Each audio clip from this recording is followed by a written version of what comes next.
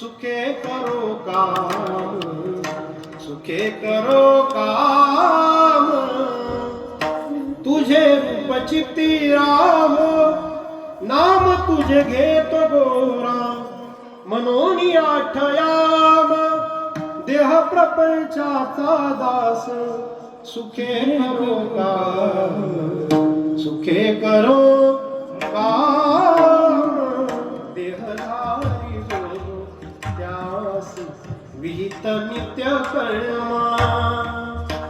तुम्ही कुठेही राहा, शेतावर राहा, दुकानात राहा, नाम म्हणा, याच्यासारखं सोपं नाही. दोनचे अक्षराचे काम, उच्चारावे राम नाम. कुणी म्हणावं स्त्री आहे पुरुष आहे, या धर्माचा त्या धर्माचा, कुणी म्हणा.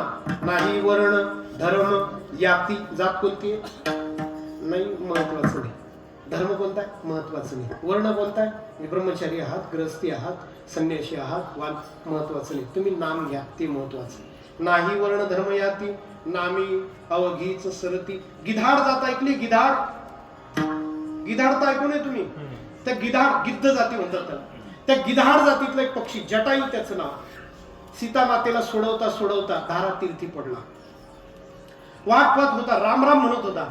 रामप्रभू गेले. रामप्रभूंनी त्याची मान आपल्या उजव्या मांडीवर घेतली. त्याला बोलायचं होतं, त्याला सांगायचं होतं की सीता मातेला दक्षिणेला नेलं रावणाने, पण त्याला बोलता येईना. त्याचा कंठ कोरडा पडला, सुकला. देवाला कळालं, याला तहान लागली. रामप्रभू उठले, त्याची मान हळूच खाली ठेवली, धनुष्यावर बाण अभिमंत्रित केला आणि बाण सोडताना जगातल्या सगळ्या तीर्थांना सांगितलं होतं, या माझ्या जटायूला तहान लागली. जगातली सगळी तीर्थ आली जटायूसाठी. कोणती जात? कोणती जात? गिधाड. गिधाड. काय केलं त्याने? राम राम म्हटलं. सगळे तीर्थ आले आणि तीर्थांनी जटायूला तृप्त केलं. एक तीर्थ प्रयाग नावाचं तीर्थ, प्रयाग तीर्थराज म्हणतात त्याला. तर त्याला थोडा ऍटिट्यूड होता. त्याला वाटलं मी जाईन, दोन कॉल आले म्हणजे जाईन मी.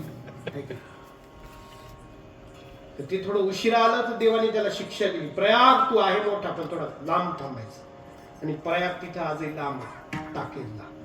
आमचे वारकरी जातात, प्रयागचं तीर्थ इथं घेत नाही. ते म्हणतात तिकडे येऊ, तिकडं तुला मान, पण तू आमच्या जटायूच्या नाही ना कामाला आला, मग इथे आम्ही तुला सन्मान नाही देत. आमची वारकरी मंडळी नाही प्रयागचं तीर्थ नाही घेत. जटायूच्या कामाला नाही आला ना, मग उपयोगाचं नाही. बाकी सगळ्या तीर्थांनी जटायूला तृप्त केलं. काय केलं त्या जटायूने? काय नाही, राम म्हटलं महाराज. त्याची जाती कोणती महत्वाची नाही.